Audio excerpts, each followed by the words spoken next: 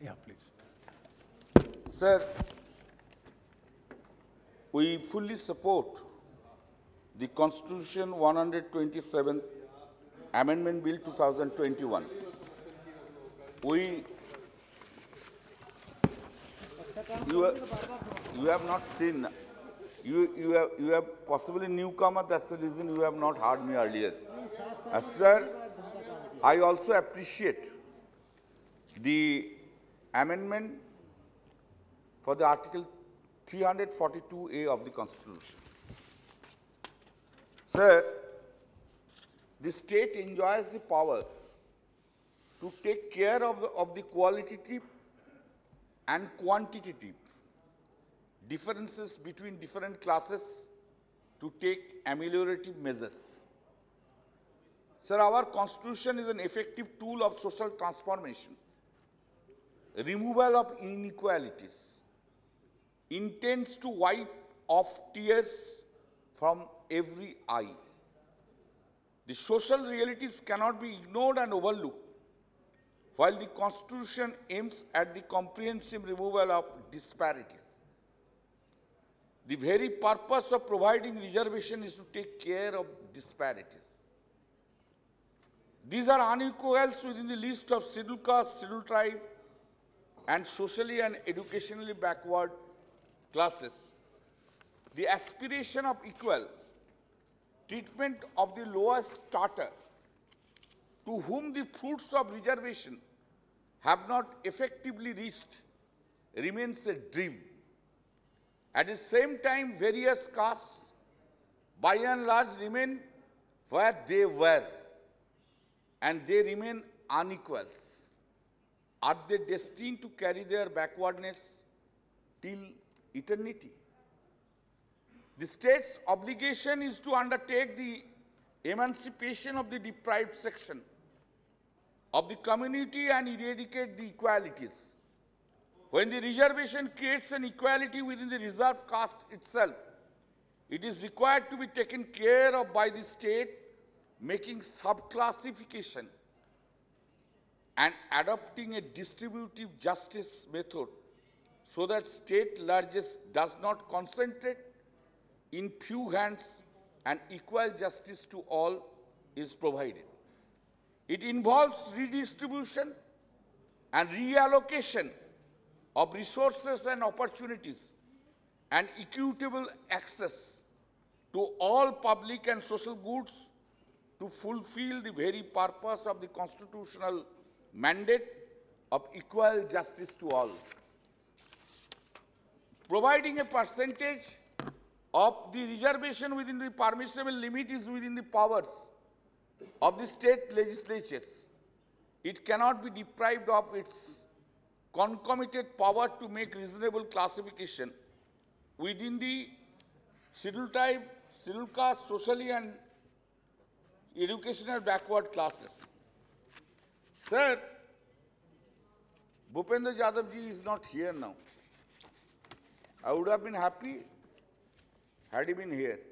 Sir, I have been given by the time by the Honorable Speaker to speak. Need not be worried. I have been told to speak. Bhupendra Yadav ji has not placed the correct facts before this house. I'm sorry, with great respect to him, I'm just telling.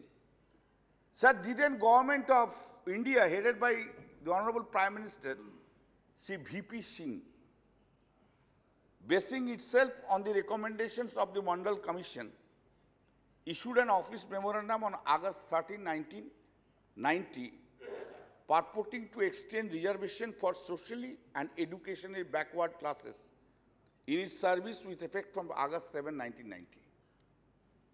This said memorandum itself created hue and cry in the entire country. So many things have been happened. That memorandum was challenged in the Supreme Court. Supreme Court initially stayed it. This is a famous case of Indra Sahani. Now, the next government, then the government changes. I would have been happy, really, Bhupendra Yadav ji was here. Consequent to change in the government of the center following the general elections, in the first half of 1991, a constitutional bench of Supreme Court, that is the Indira Swani's case, sought the clear stand of the new government on the issue. Then the new government, then headed by the Honorable Prime Minister Narasimha Rao, that time came with a government memorandum dated August 13, 1990, and with certain modification which it did by issuing another memorandum on September 13, 1990 by introducing the economic criteria in grant of reservation by giving preference to the poorer sections of the SCBCS in the 2% quota and reserving another 10% of the vacancies in the civil service for so and so. Now, the economic criteria was to be specified separately. Sir, this was adjudicated by the Supreme Court. Now, the Supreme Court only struck down clause 6 of that memorandum, but also laid down the law at paragraph 860 and 861 of that judgment. Bhupendra Yadav ji was telling that creamy layer, this concept has been brought by us, etc. I'm sorry. I'm very sorry. Bhupendra Yadav ji is very educated man. How he can say? He's a lawyer. Creamy layer concept was first brought by the Honorable Supreme Court in Indira Swani's case. It was not there earlier. Ultimately, time to time, it has been enhanced. That's a different thing. But creamy layer concept, it is not the concept of any government. Sorry. You are yielding? No. Kindly read paragraph 860 and it. No. Creamy, please. First, she speaks about what is called to be creamy layer. Backward means what? That's there the creamy layer concept has come. That's because of the interpretation of Supreme Court. Sir, standing it here, I must say, the Indian democracy has been developed, and today India has become the #1 democratic country because of the two reasons. One of the reasons of the legislative functions, which we do it in the parliament and assemblies, and another important part is, we should not forget, that is the Supreme Court of India. Judiciary. And that's it, because the final interpreter of the Constitution is the Supreme Court of India. Enhance the law.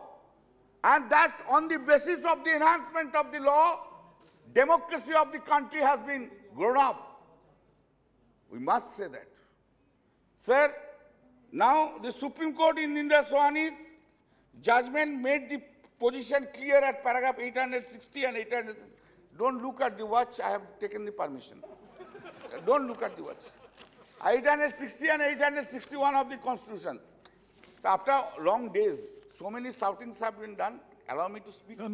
The trinity of the goals of the Constitution. Sir, I am speaking on Constitution. No, I am not interrupting. Today you are making a structured speech. Pardon? Today you are making a structured speech instead of having an extemporary speech. We are all listening you. I couldn't. No, this day therefore you allow me. The trinity of the goals of the Constitution, that is the socialism, secularism, and democracy, cannot be realized unless all sections of the society participate in the state power equality, irrespective of their caste, community, race, religion, sex, and all discriminations in sharing of the state power made on those grounds should be eliminated by positive measures. Inequality ill favors fraternity, and unity remains a dream without fraternity. The goal enumerated in the preamble of the Constitution of fraternity and assuring the dignity of the individual and the unity and integrity of the nation must therefore remain unattainable so long as the equality of opportunity is not ensured to all. The social and political justice placed by the preamble of the Constitution to be secured to all citizens will remain a myth unless the first economic justice is guaranteed to all. The liberty of thought and expression also will remain on paper in the face of economic deprivations. If I have not economically, a particular section is economically sound, how there can be a liberty of thought of that section itself? This is a part of our Constitution. This is a fundamental right of our Constitution. One may agree, one may disagree, but everyone has a right to express his thoughts, and we must enhance them. We must bring them. Yes. The concept of equality before the law contemplates minimizing the inequalities in income and eliminating the equality in status. Sir, you will find it. Even chapter 4 of the Constitution, part 3 of the Constitution, there the equality of the economic income has been provided. This is an obligation of all, every state, and the center.